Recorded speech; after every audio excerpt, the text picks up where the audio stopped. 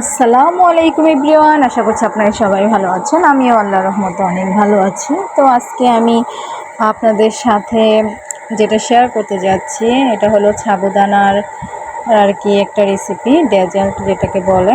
তো এখন আমি ডাবের পানি দিয়ে সাথে আগার আগার পাউডার দিয়েছি পরিমাণ মতো চিনি দিয়ে ভালো করে নেড়ে টেড়ে এটাকে ফুটন্ত বলক এনে তারপর এটা আমি জেলি তৈরি করব আগে। তো এখন ভালো করে এটা নাড়তে হবে, অনবরত নাড়তে হবে, নাড়াচাড়া থামানো যাবে না আর কি। তো দেখুন এটা আস্তে আস্তে জেলিতে পরিণত হয়ে যাবে। আগার আগার পাউডারটা হলো একটা জেলি তৈরি করার। তো আমার এটা প্রায় হয়ে গেছে, আমি এখন এটা নামিয়ে নিব।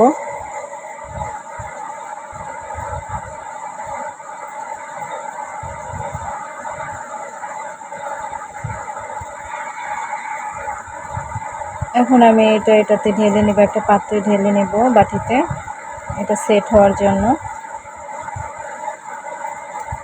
তো এখন আমি একটা বাটিতে ঢেলে নিয়েছি পরিমাণ মতো, যেহেতু আমি এটা দুইটা কালার করব তাই আর কি আলাদা আলাদা পাত্রে ঢেলে নিব। তো এই পাশে হলুদ কালারটা, ইয়েলো কালারটা, ফুড কালার যেটা, এটা ঢেলে নিয়েছি। ঢেলে ভালো করে নেড়ে এটা ফ্রিজে, নর্মাল ফ্রিজে রেখে দিব আর কি। তো এখন এটা আমি রেখে দিব। তো আর এই পাশে একটা বাটিতেও আমি আরেকটা রেড কালার করব আর কি।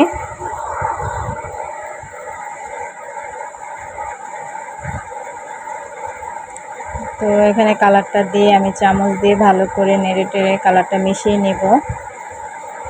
তারপর এখন আমি এটা ফ্রিজে রেখে আসছি। আর এই পাশে আমি ছাবুগুলো সিদ্ধ করার জন্য পানি বসিয়ে দিয়েছিলাম। তো পানিটা আমার বলক এসে গেছে, এখন আমি সাবুগুলো দিয়ে দিব। এটা সাবু অনুযায়ী আপনারা পানি দিবেন আর কি।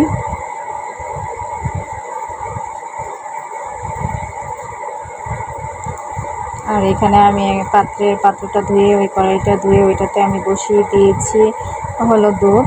দেখুন সাবুটা প্রায় সিদ্ধ হয়ে যাচ্ছে, আর একটু সময় লাগবে সিদ্ধ হতে।